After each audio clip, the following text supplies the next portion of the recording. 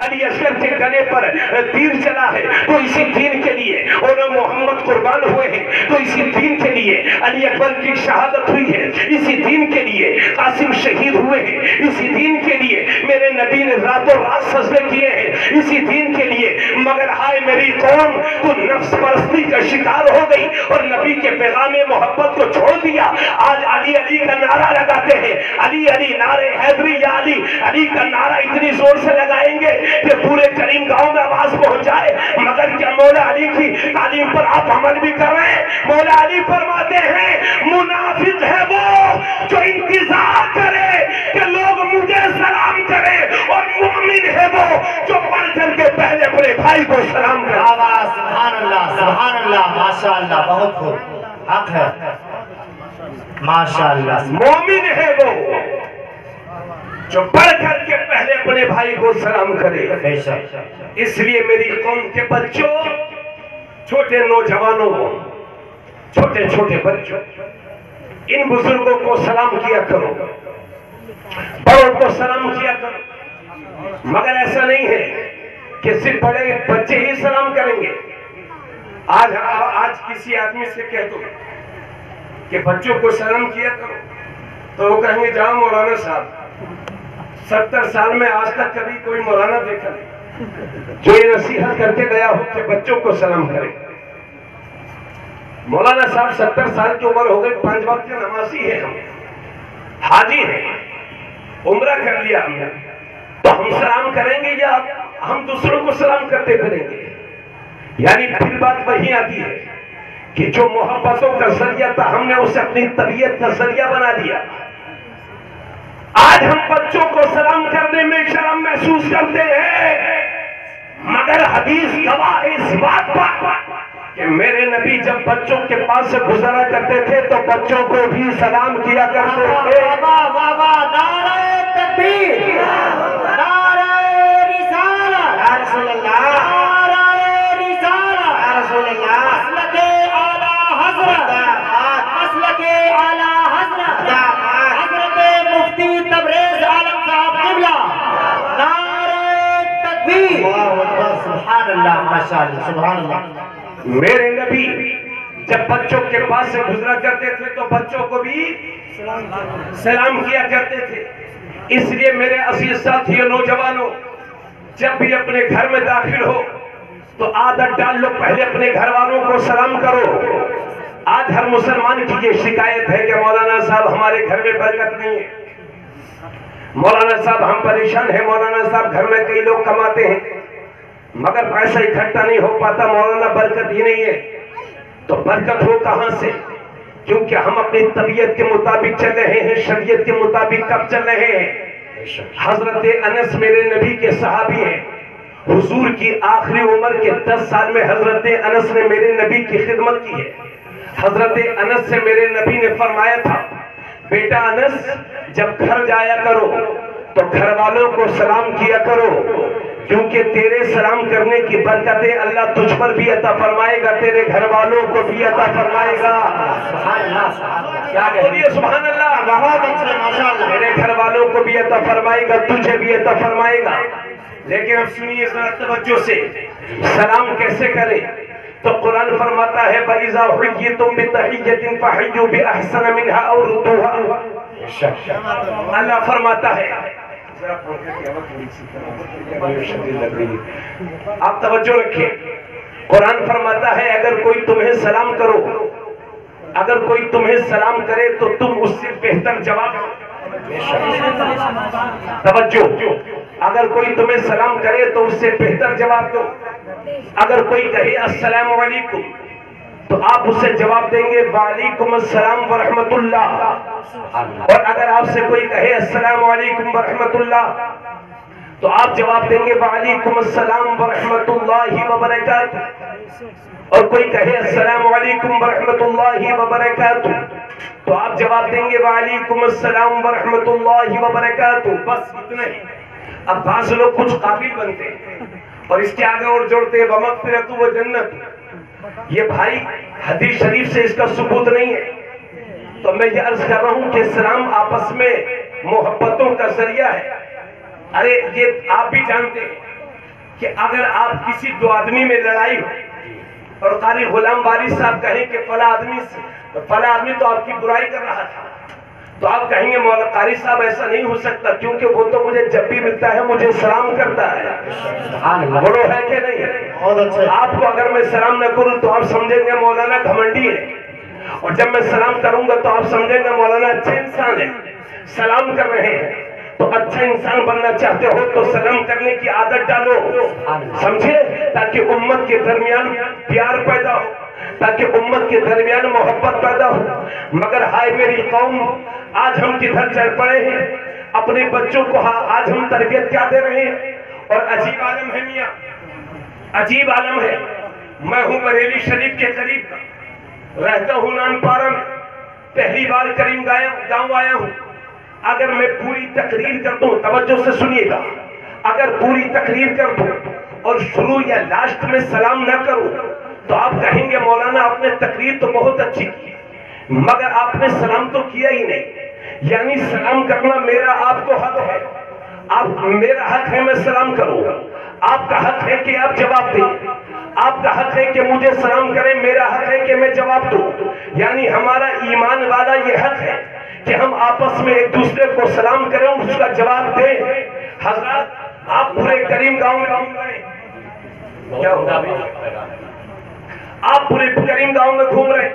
قاری وارث صاحب السلام علیکم، مولانا فیضان القادری صاحب خطیب و امام جامع مسجد مدینہ مسجد السلام علیکم، قاری محبوب صاحب السلام علیکم، پردھان جی السلام علیکم، حاجی صاحب السلام علیکم۔ یعنی پورے کریم گاؤں میں سلام کر رہے ہیں، مگر جب گھر میں آئے تو بیوی کو سلام نہیں کرتی میری قوم۔ اور اگر کوئی کسی کی شادی ہو جائے اور بیوی کو کوئی بیچارہ دیندار لڑکا سلام کرنے لگے تو پورے محلے کی عورتیں اکٹھے ہوتی ہیں اور کہتی ہیں وہ دیکھو جمعہ دن فلانا کا لڑکا تو اپنی محروا کا غلام بھی کب آئے۔ ارے میں کہاں سے آئے، آپ کہاں سے آئے؟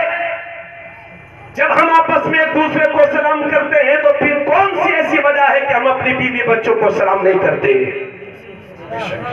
کہاں سے آئیں گی ہمارے گھروں میں برکتیں؟ اور عالم یہ ہے کہ اگر کوئی سلام کر بھی دے تو ہم یہ عورتیں کہتی ہیں وہ دیکھو بیوی کا غلام ہو گیا ہے، یعنی بیوی کو سلام کرنا لوگ کہتے ہیں بیوی کا غلام ہو گیا ہے۔ تو سن لو، آپ کی نظر میں جو بھی ہو، چاہے جس کا بھی غلام بنے بیوی کو سلام کرنے سے، مگر حدیث شریف سے ثابت ہے کہ میرے نبی جب اپنے گھر میں آیا کرتے تھے تو اپنی بیویوں کو سلام کیا کرتے تھے۔ پتا چلا کہ بیویوں کو سلام کرنے والا بیوی کا غلام نہیں ہوتا، میرے نبی کا غلام ہوتا ہے۔ نعرہ تکبیر، نعرہ رسالت، مسلک اعلیٰ حضرت، پیغام مصطفیٰ، پیغام مصطفیٰ، عظمت مصطفیٰ، علامہ تبریز عالم صاحب قبلہ، نعرہ تکبیر۔ ماشاءاللہ بہت عمدہ پیغام۔ اس لیے سنو میری بات، جب شام کو گھر آؤ تو سب سے پہلے آپ کو ایک کام کرنا ہے، سب سے پہلے اپنے گھر جب آؤ تو سلام کرو۔ میں اپنے گھر جاتا ہوں، چاہے 2 گھنٹے بعد واپس آؤں تو بیوی بچے بیٹیاں ہماری سب کو سلام کرتا ہوں، کوئی کرے یا نہ کرے ہم تو کریں گے کیونکہ یہ ہمارے نبی کی سنت ہے۔ سمجھ گئے آپ؟ تو کیسے گھر میں برکتیں نازل ہوں گی؟ اب سنیے، ایک صحابی عرض کرتے ہیں یا رسول اللہ غریبی نے گھیر رکھا ہے، غریبی نے پریشان کر رکھا ہے، آقا نے فرمایا صبر کرو۔ پھر وہ صحابی حاضر ہوئے، یا رسول اللہ غریبی نے اتنا گھیر رکھا ہے کہ صبر کرنے کی اوقات نہیں ہے، اب پریشان ہو آقا، گھر میں جوان پریشان ہیں، بزرگ پریشان ہیں، عورتیں پریشان ہیں، بچے پریشان ہیں، یا رسول اللہ غریبی نے گھیر لیا ہے، کچھ ایسا بتا دیں کہ غریبی کا خاتمہ ہو جائے۔ تو آقا نے فرمایا اے میرے صحابی، اگر تم یہ چاہتے ہو کہ غریبی ختم ہو جائے تو ایسا کرو کہ جب رات کو شام کو گھر آیا کرو تو پہلے سلام کر لیا کرو، اس کے بعد 3 بار قل هو اللہ شریف پڑھ لیا کرو، اللہ تیری غریبی کو ختم فرما دے گا۔ سبحان اللہ، سبحان اللہ، بہت ایک بار سلام اور 3 بار قل هو اللہ شریف پڑھ لو، اللہ تیری غریبی کو ختم فرما دے گا۔ مگر آج ہماری قوم سلام کرنے کے لیے تیار ہی کب ہے؟ اصل میں بات کچھ اور نہیں ہے، گھر والوں سب سے زیادہ انسان کو محبت اپنے گھر والوں سے ہوتی ہے، مگر یہ ہماری عادت میں شامل نہیں۔ اس لیے کل کے بعد آپ جب اپنے گھروں میں داخل ہوں تو سلام کریں اور 3 بار قل هو اللہ۔ کتنی چھوٹی سورہ ہے قل هو اللہ، قل هو اللہ احد اللہ الصمد لم یلد ولم یولد ولم یکن له کفوا احد۔ کوئی مسلمان ایسا نہیں ہے جس کو یہ سورہ یاد نہ ہو۔ اور ترجمہ سبحان اللہ سبحان اللہ، قل اے حبیب آپ کہہ دو هو اللہ احد، اللہ ایک ہے، اللہ الصمد اللہ بے نیاز ہے، لم یلد ولم یولد نہ وہ کسی کی پیداوار اور نہ اس کی کوئی اولاد، یعنی نہ وہ کسی کی اولاد اور نہ اس کی کوئی اولاد، ولم یکن له کفوا احد اور اللہ کے برابر کوئی نہیں، اللہ کے مقابل کوئی نہیں، اللہ کے مثل کوئی نہیں۔ تو یہ ایک ایسی صورت ہے جو ہر مسلمان کو یاد ہے، قل هو اللہ احد اللہ الصمد لم یلد ولم یولد ولم یکن له کفوا احد۔ میرے نبی کھڑے ہوئے ہیں اور ان کے سامنے ایک صحابی ہیں، ہاتھوں کو باندھتے ہیں اور پڑھتے ہیں قل هو اللہ احد اللہ الصمد لم یلد ولم یولد ولم یکن له کفوا احد۔ جب میرے نبی نے سنا تو فرمایا وجب وجب، واجب ہو گئی واجب ہو گئی۔ حضرت ابو ہریرہ وہیں کھڑے تھے، عرض کرتے ہیں یا رسول اللہ کیا واجب ہو گئی؟ نبی نے فرمایا جس نے قل هو اللہ پڑھا اس کے لیے جنت واجب ہو گئی۔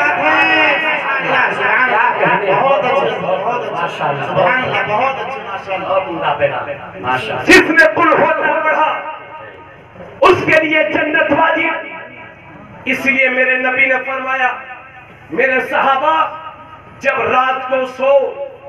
رات کو سویا کرو تو سونے سے پہلے تہائی قرآن پڑھ کے سویا کرو۔ آقا نے فرمایا تہائی قرآن پڑھ کر سویا کرو۔ تہائی قرآن کتنے ہو گئے؟ قرآن میں 30 پارے، 10 20 30۔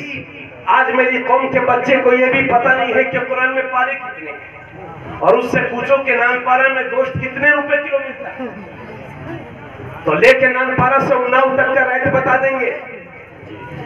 صحیح ہے نا؟ اے بھیا ارے بیٹھ جاؤ یار، سن لو کبھی کبھار تقریریں ہوتی ہے۔ اچھا جاؤ ذرا غور فرمائیں، آقا نے قرآن میں 30 پارے ہیں، 10 20 30، تہائی قرآن کا مطلب ہو گیا 10 پارے۔ آقا نے فرمایا میرے صحابہ جب رات کو سو تو تہائی قرآن پڑھ کے سویا کرو۔ تو صحابہ حیرت میں پڑ گئے، یا رسول اللہ یہ کیسے ہو سکتا ہے کہ کوئی سوتے وقت تہائی قرآن پڑھ لے؟ اتنی جلدی سوتے وقت ہمیں ایک پارہ پڑھنے میں 10 سے 15 سے 20 منٹ لگتے ہیں۔ صحیح سے قرآن کا ایک پارہ پڑھو تو 15 سے 20 منٹ، مگر اب تو تراویح میں اتنی تیز پڑھتے ہیں حفاظ کرام کیا کہوں، وہ حفاظ ہو کہیں کہیں تو 2.5 منٹ میں پارہ، 2.5 منٹ میں پارہ اور 1 گھنٹے میں 7 پارے۔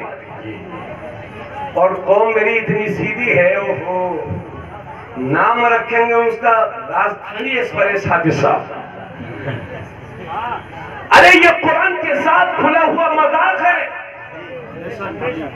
جب تک قرآن سمجھ میں نہیں آوے وہ قرآن نہیں پڑھ رہا، کچھ اور پڑھ رہا۔ قوم کی آنکھوں میں یہ دھول جھونکی جا رہی ہے۔ اللہ کے نبی نے اس لیے فرمایا کہ بہت سارے لوگ وہ ہیں جو قرآن پڑھتے ہیں لیکن قرآن ان پر لعنتیں بھیجتا ہے۔ ایسے لوگ ہیں وہ جو قرآن کو صحیح سے نہیں پڑھتے تو 15 سے 20 منٹ ایک پارے میں لگتے ہیں۔ تہائی قرآن جب پڑھیں گے تو مطلب 3 سے 3.5 گھنٹہ ہو گیا، یعنی 10 پارے پڑھنے میں 3 سے 3.5 گھنٹے لگے گا۔ تو صحابہ عرض کرتے ہیں یا رسول اللہ کوئی سوتے وقت اتنی جلدی تہائی قرآن کیسے پڑھ سکتا ہے؟ تو میرے نبی مسکرائے اور بولے، فرمایا کہ ایک بار بار قل هو اللہ پڑھ لیا کرو، اللہ تہائی قرآن کا ثواب عطا فرمائے گا۔ کیا کہنے، کیا کہنے، نعرہ تکبیر، نعرہ رسالت، علماء اہل سنت، نعرہ تکبیر، ماشاءاللہ۔ ایک بار قل هو اللہ پڑھ لیا کرو، اللہ تہائی قرآن کا ثواب عطا فرمائے گا۔ اسی حدیث کی روشنی میں علماء نے لکھا ہے کہ اگر کوئی 3 بار قل هو اللہ پڑھ لیتا ہے تو اللہ اسے پورے ایک قرآن کا ثواب عطا فرماتا ہے۔ مگر کہاں پڑھتے ہیں ہم اور آپ قرآن؟ ابھی 2-3 مہینے پہلے، 4-5 مہینے پہلے قاری محمود صاحب کے گاؤں میں تقریر ہوئی تھی، پوری تقریر قرآن کی شان میں۔ الحمدللہ آپ سے بھی میں یہ کہنا چاہتا ہوں کہ اگر گھر میں برکتیں چاہتے ہو تو قرآن پڑھنے کی عادتیں ڈالو۔ آقا فرماتے ہیں اس گھر میں صبح ہی کو عذاب کے فرشتے نازل ہوتے ہیں کہ جس گھر میں قرآن کی تلاوت نہیں ہوتی، اور اس گھر میں صبح ہی کو اللہ کی رحمت کے فرشتے تشریف لاتے ہیں جہاں پر قرآن کی تلاوت ہوتی ہے۔ سمجھ گئے آپ لوگ؟ ایسا کرو، یہ جو جانے والے تھے نا وہ اصل میں ان کی کم وجہ نہیں ہے، وقت ہو گیا زیادہ، دیہات والوں کے لیے ایک بہت زیادہ وقت تھا، تو آپ ایسا کرو آپ لوگ یہاں آ جاؤ، ایک تقریر ہو جائے، یہ سب ٹائم برباد مت کریے، اٹھ کر کے یہاں تشریف لے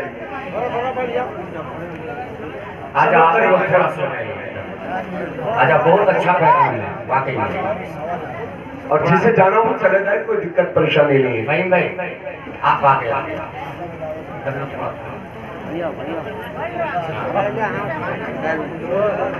چلیے مولانا صاحب ہو گئے اس لیے، مگر آج ہم اور آپ جہاں پڑھتے ہیں قرآن، تو جس گھر میں قرآن کی تلاوت نہیں ہوتی، حضور فرماتے وہ گھر قبرستان کی طرح ہے۔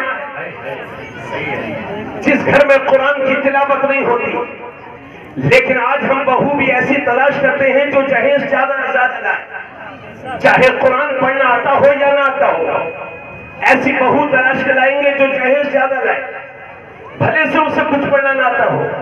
میری قوم کے نوجوانوں، بزرگوں، ذمہ داروں، ایسی بیویاں تلاش کرو، ایسی بہویں تلاش کرو جو قرآن کو پڑھنا جانتی۔ سبحان اللہ۔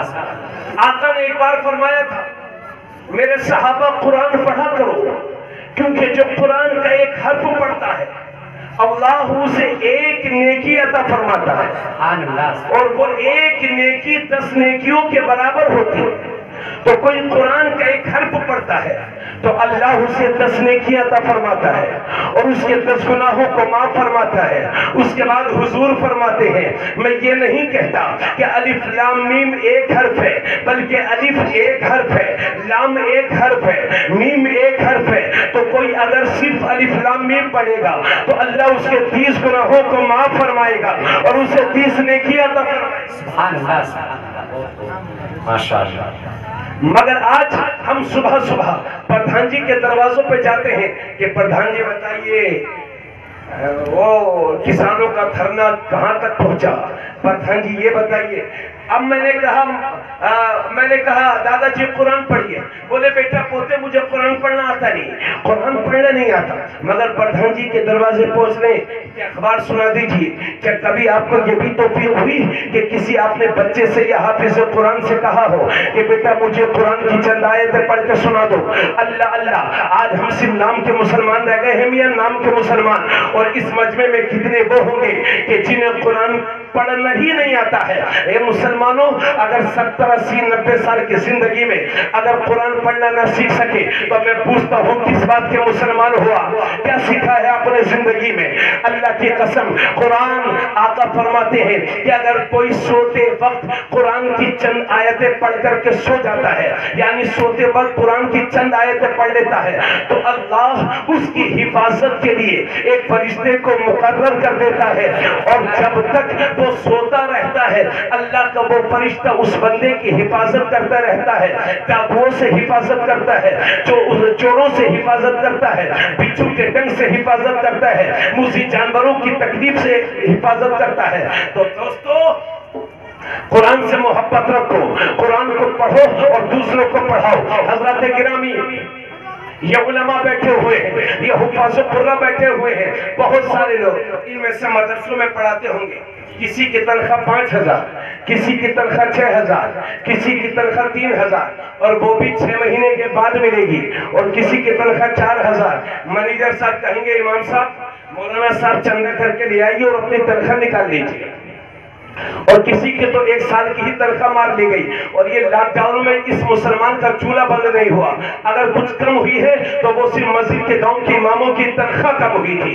یہ المیہ ہے اس قوم کا، 2 روپیہ امام کے بچوں کو زیادہ چلا جائے یہ ہماری قوم کو برداشت نہیں ہے۔ اگر اس اور درگاہوں پہ لاکھوں لاکھ روپے لٹانے والی قوم امام کی تنخواہ دینے کے معاملے میں کنجوسی سے کام لیتی ہے، یہی وجہ ہے کہ آج ہمیں اچھے امام نہیں مل پا رہے ہیں، اور جب تک اچھے امام نہیں ہوں گے قوم میں سدھار پیدا نہیں ہوگا۔ یہ ایک جلسہ کر رہے ہو، اگر اچھا امام ہوگا، مجھے یقین ہے کہ آپ کی مساجد کا امام بہت اچھے ہیں، لیکن ہر مسجد میں ایسا نہیں ہے، اس لیے اچھے امام تلاش کرو۔ میں یہ عرض کر رہا ہوں کہ قرآن سے رشتہ محبت جوڑ لو، قرآن سے پیار کرو، قرآن کی تلاوت کی عادت ڈالو۔ آج اس گاؤں میں، کریم گاؤں میں بڑے بڑے سیٹ ہوں گے، بہت بڑے بزنس مین ہوں گے، مگر سن لو، نقل کرتے کہ بزنس مین کا جواب ہے ممبئی کے بلڈر بہت بڑے ہیں، دہلی کے بلڈر بہت بڑے ہیں، لکھنؤ میں 1 سے 1 کروڑ پتی ہیں، 1 سے 1 بزنس مین ہیں، مگر اس بھری دنیا کے اندر دنیا میں سب سے اچھا کون ہے؟ یا لکھنؤ کا بلڈر اچھا ہے، یا ممبئی کا بلڈر اچھا ہے، یا سبزی فروش اچھا ہے، یا کلکتے کا سیٹ اچھا ہے؟ کون اچھا ہے؟ یا معمار اچھا ہے، یا انجینئر اچھا ہے، یا ماسٹر اچھا ہے؟ اے میرے نبی، آپ فیصلہ فرما دیں کہ ان دنیا کے سارے لوگوں میں کون اچھا ہے؟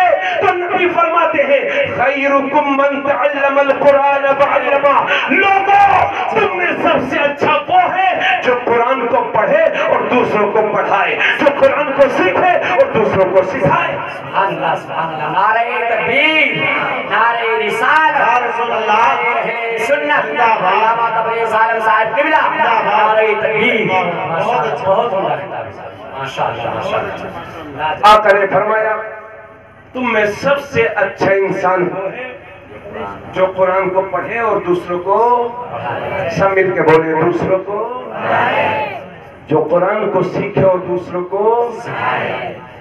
یہ مدرسہ آپ کے یہاں جو کھلا ہے، اور یہ جو علماء، ائمہ، مدرسین پڑھاتے ہیں، معلوم ہے آپ کو چھوٹی چھوٹی تنخواہوں میں یہ اس لیے رہتے ہیں کیونکہ انہوں نے حضور کی وہ حدیث سن رکھی، خیرکم من تعلم القرآن وعلمہ۔ ابھی ایک وسیم رضوی نے قرآن شریف کی شان میں گستاخی کی، قرآن پر حملہ کیا، تو ہم کیا احتجاج کریں گے، دھرنا کریں گے، بابا گنج کی سڑکوں پہ نکلیں گے؟ ارے ہم تجربہ کر چکے ہیں، اگر سڑکوں پہ نکلیں گے تو گولیاں بھی ہم ہی سہیں گے، اور بعد میں ہمیں ہی مجرم کہا جائے گا، اور ہمیں ہی جیلوں کے سلاخوں کے پیچھے بھیجا جائے گا۔ اس لیے ہم اب دھرنا نہیں دیں گے، احتجاج نہیں کریں گے۔ دنیا سن لے، اگر کوئی قرآن کے خلاف ایک آدمی آواز اٹھاتا ہے تو ہم اس کے بدلے میں 10 آدمی قرآن پڑھنے والے تیار کر دیں گے۔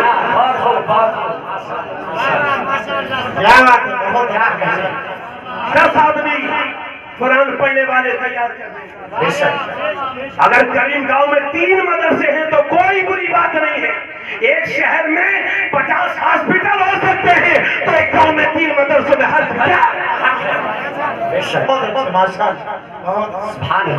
یہاں کے سرمایہ داروں سے گزارش کروں گا، ان لوگوں سے جنہیں اللہ نے نوازا ہے، کہ یاد رکھیں یہ جتنی ساری دولتیں ہیں کفن میں جیب نہیں ہوتی میاں، دنیا ہی میں چھوڑ کر کے جاؤ گے۔ ایک کام کر جانا اپنے بھائی کے مشورے سے، ایک کام یہ کر جاؤ کہ کسی اچھے حافظ قرآن یا قاری قرآن کی خدمات حاصل کریں، اور 2-3 ہزار روپیہ دے کر کے 5-10 بچے محلے کے جن کو قرآن نہیں پڑھنا آتا انہیں قرآن پڑھوا دیں۔ 1 سال لگے گا زیادہ سے زیادہ، سمجھ گئے 25-30 ہزار میں آپ کی طرف سے 10 قرآن پڑھنے والے تیار ہو جائیں گے۔ مجھے بتائیے زندگی میں اس سے بہتر کام اور کیا ہو سکتا ہے؟ کچھ نہیں ہے. بولیے بولیے آپ. کیا ہو سکتا ہے اس سے بہتر کام؟ مشن چھیڑ دو، مشن چھیڑو کہ قوم کا کوئی بھی بچہ بغیر قرآن پڑھا نہ رہ جائے. تیار ہیں اس کے لیے آپ؟ کہیے انشاءاللہ. ارے ہاتھوں کو اٹھائیے پوری مضبوطی کے ساتھ. ابھی اویسی صاحب سنا ہے آئیں گے تو ایک پھوٹ پھوٹ کے نعرے لگائیں گے اس میں سے، دیکھ لینا. بتائیے قرآن شریف پڑھیں گے؟ کہیے انشاءاللہ. میاں علم سیکھنے کی کوئی عمر نہیں ہوتی. یہاں بہت سارے لوگ 40 سال کی عمر کے ہوں گے، 50 سال کی، سیکھتے ہوئے شرم آئے گی، مگر نہیں. اللہ کی رضا کے لیے سیکھنا ہے تو سیکھنا ہے. کوشش کریے. اللہ بہت بڑا، وہ تمہاری نیتوں کو جانتا ہے. اور معلوم ہے جو آدمی ٹوٹ پھوٹ کے قرآن پڑھتا ہے، یعنی اٹک اٹک کے، تو جتنی بار زبان لڑکھڑاتی ہے اللہ اتنا ہی ثواب ہوتا ہے. سبحان اللہ سبحان اللہ. بہت بہت. اس لیے میرے عزیزو قرآن کو پڑھو. تو میرے نبی نے یہی تو فرمایا تھا کہ قرآن پڑھو.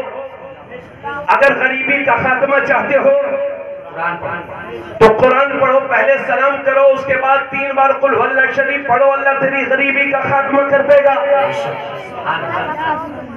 لیکن ہائے مسلمان، آج ہم سلام کرنے کے لیے تیار ہی کب ہیں؟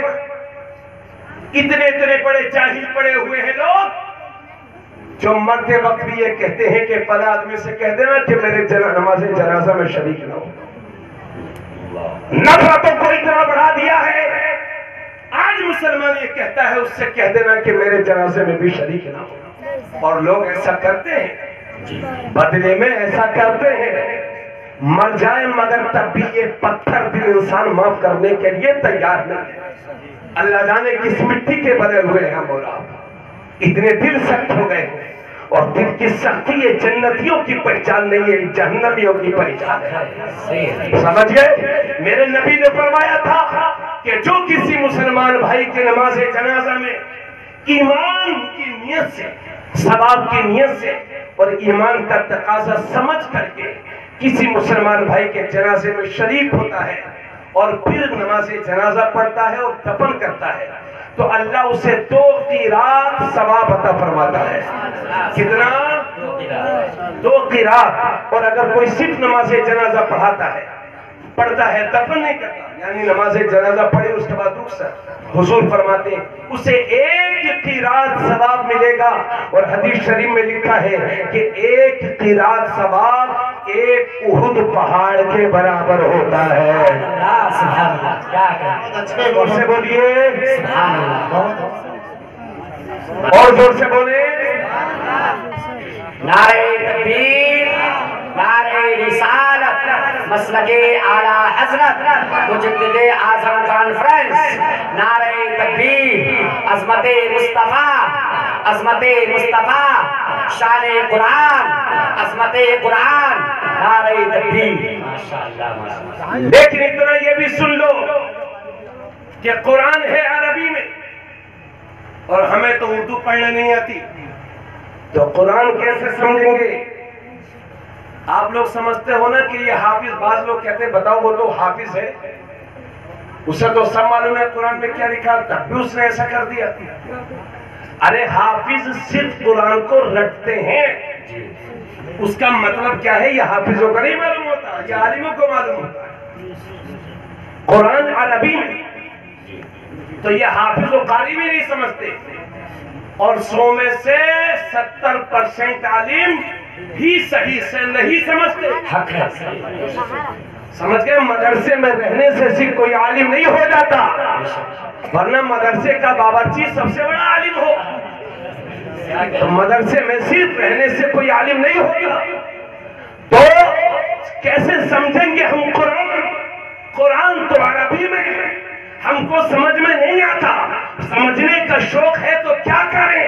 تو امت کی اس پریشانی کو حل کیا ہے میرے امام احمد رضا خان نے. اگر سمجھنا ہے قرآن تو سب مل کے پڑھو کنز ایمان. ماشاءاللہ. بہت اچھا، بہت اچھا. کنز ایمان یہ اعلیٰ حضرت کا اردو میں جو ترجمہ ہے، اعلیٰ حضرت نے قرآن کا ترجمہ کیا. اس کا نام ہے کنزُ الایمان۔ بہت سارے لوگ حج کرنے جاتے ہیں اور مولوی اشرف علی تھانوی کا ترجمہ، وہابیوں کا ترجمہ نزدی حکومت بانٹتی ہے فری میں، اور یہ انڈیا کے حاجی اتنے سیدھے ہوتے ہیں، گاؤں میں لاتے ہیں۔ ایک صاحب تو مجھے ملے، بولے حضرت آپ کے لیے عرب سے قرآن لایا۔ تو میں نے کہا میں تو جانتا تھا، میں نے کہا خرید کے لایا ہو کیا؟ تحفے ملا؟ بولے نہیں حضرت تحفے میں ملا ہے۔ تو وہابیوں کے ترجمے سعودی حکومت بانٹتی ہے کیونکہ وہ جانتے ہیں کہ وہابیت دلوں سے عشق رسول کو نکال دے گی، اس لیے عشق رسول چاہتے ہو اور قرآن کو صحیح معنوں میں سمجھنا چاہتے ہو تو پھر کنزُ الایمان پڑھا بھی کرو اور اپنی بچیوں کی شادیوں میں دیا بھی کرو۔ اب سنیے دوسرے قرآن کے ترجموں کا فرق اور امام احمد رضا کے ترجمے میں فرق۔ علماء بیٹھے ہیں، توجہ فرمائیں گے؟ حافظ انیس صاحب کہاں گئے؟ بھاگ گئے؟ چلیے توجہ فرمائیں۔ وہابیوں نے بھی اردو میں ترجمہ کیا ہے قرآن کا۔ اشرف علی تھانوی نے بسم اللہ الرحمن الرحیم کا ترجمہ کیا، فرض سن لو۔ اشرف علی تھانوی ترجمہ کرتا ہے بسم اللہ الرحمن الرحیم کا، شروع کرتا ہوں اللہ کے نام سے جو نہایت مہربان رحم والا ہے۔ یہ اشرف علی تھانوی نے ترجمہ کیا، شروع کرتا ہوں اللہ کے نام سے۔ تو اللہ کے نام سے کہاں شروع ہوا؟ وہ تو شروع سے شروع ہوا، اسٹارٹ بائی اسٹارٹ۔ اللہ کے نام سے کہاں شروع ہوا؟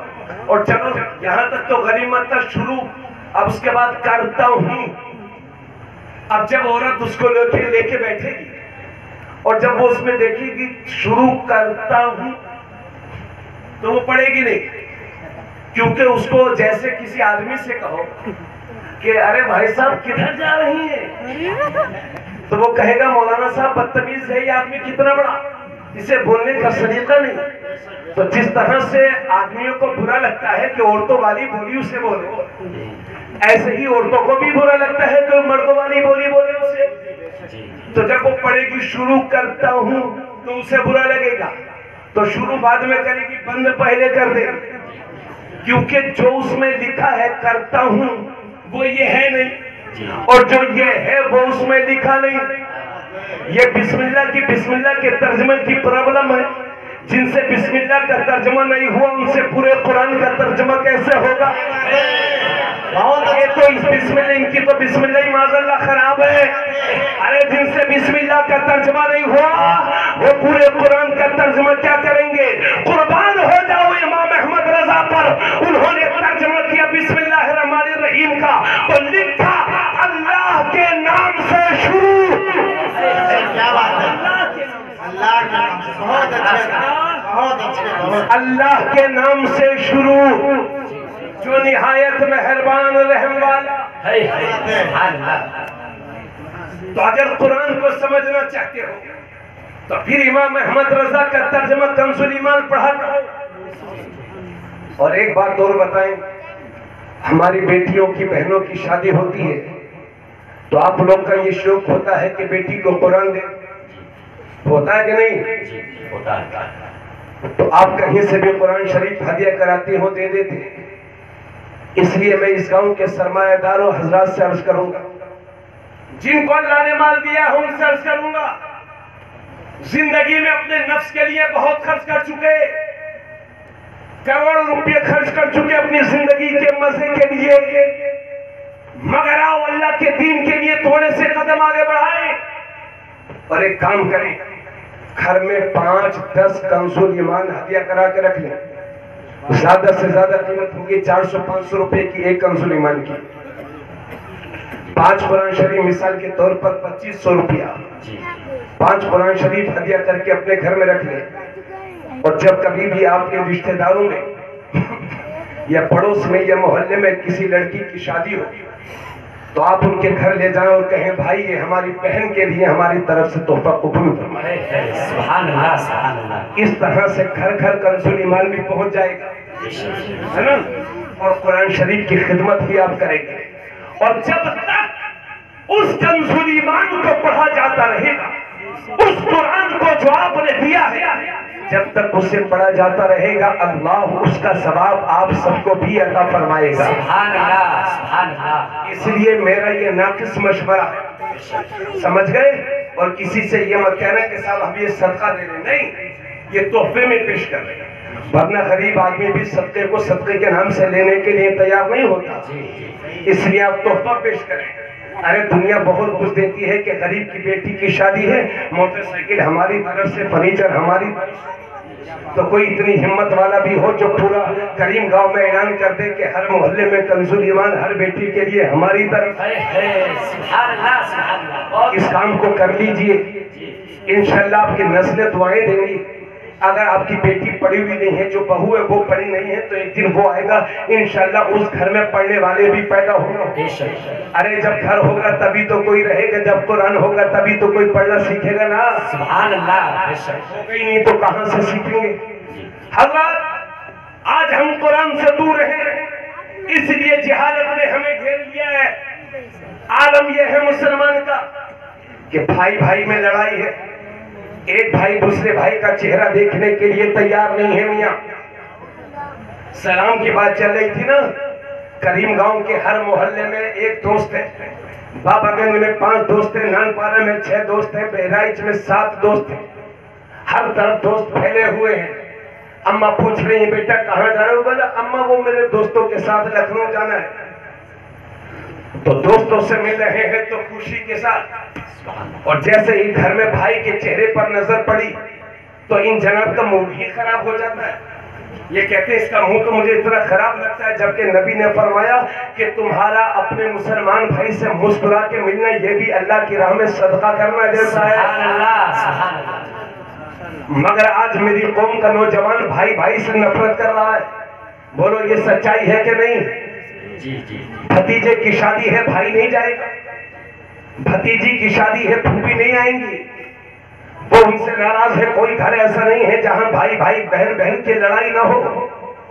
کیا یہی سکھایا تھا آپ کے نبی نے؟ اللہ کے نبی نے فرمایا جو رشتے اور سن لو اب ذرا حدیث شریف سنیے, ایک حدیث شریف پیش کر رہا ہوں. آقا نے فرمایا سل من قطعت وأعطی من حرمت واعفو عمن ظلمت. آقا نے فرمایا جو رشتے کو توڑے تو تم اسے جوڑو. حق ہے حق ہے. ذرا مل کے بول دو سبحان اللہ. جو رشتے کو توڑے تم اسے جوڑو جوڑو. اور یہ ترمذی شریف میں نے پڑھا بھی ہے اور پڑھایا بھی ہے. آقا نے فرمایا جو رشتے کو توڑتا ہے اللہ اسے توڑتا ہے, اور جو رشتے کو جوڑتا ہے اللہ اسے جوڑتا ہے. ابھی تو گاؤں میں پردھانی کے چناؤ ہوئے ہیں نا, ابھی تو الیکشن ہوا ہے, اس میں شرم کی کیا بات ہے؟ ہمارے سابق پردھان جی بھی تشریف فرما ہے, ہر گاؤں میں ہوا ہے الیکشن. مگر یہ جیسے ہی 5 سال آتے ہیں دیہات والوں کو اتنی فرصت بھی رہتی ہے کہ 5 مہینہ پہلے سے الیکشن لڑانا شروع کریں گے, اور جب تک خون نہیں چوس لیں گے پردھان کا تب تک پاس نہیں آئیں گے. سمجھ گئے؟ 6 مہینے پہلے سے بھیا 200 روپیہ دے دو, بھیا 500 روپیہ دے دو, اور اگر پردھان جی نے یہ کہہ دیا کہ کب دو گے تو ختم ووٹ. یہ حرام ہے میاں, حرام. سمجھ گئے؟ یہ صرف ایسا نہیں ہے کہ آپ کے گاؤں میں ہو, گاؤں گاؤں دیہات میں سفر کرتا ہوں, شہروں میں بھی جاتا ہوں, اللہ کا شکر ہے. تو اس پردھانی کے الیکشن کی وجہ سے ہم میں آپس میں نفرتیں ہو گئی, اور جو جیت جاتے ہیں وہ یہ سمجھتے ہیں صاحب اب تو ہماری حکومت ختم نہیں ہوگی. ارے فرعون کی ختم ہو گئی میاں, تم کس کھیت کی مولی ہو؟ اس لیے وقت بدلتا ہے, حالات بدلتے ہیں. اگر اللہ نے عزت دی ہے تو زمین پر ہو, اور اگر شکست بھی ہو گئی ہے تو صبر کرو, نیت اچھی ہوگی تو ثواب اللہ دے گا. مگر اس الیکشن کے نام پہ آپس میں نفرتیں مت کرو مسلمانوں, سلام دعا مت چھوڑو آپس میں. جاؤ دیکھو نا فلسطین میں مسجد اقصی بچانے کے لیے مسلمانوں نے جان کی بازی لگا دی. آپ کو تو اسلام تحفے میں مل گیا ہے, اس لیے جو اسلام کی خدمت کرنی تھی آپ اپنے آپ کی خدمت کر رہے. تو رشتوں کو توڑو مت, 5 سال میں اتنی برائیاں ہو جاتی ہیں کہ 5 سال تک وہ ختم ہوتی نہیں، تب تک دوسرا الیکشن آ جاتا ہے۔ اور بعض لوگوں کا تو کوئی کام ہی نہیں ہوتا، اتنے ہوا کو پہچاننے والے ہوتے ہیں، جدھر کی ہوا ادھر ہی ووٹ۔ اور ریزلٹ پردھان جی کے ساتھ دعوت کھائیں گے، یہ سچائی ہے۔ رشتوں میں دلوں میں آگ لگی پڑی ہے، موقع پائے تو کھا جائیں۔ دشمنی یہاں کس بات کے مسلمان ہو میاں ہم اور آپ؟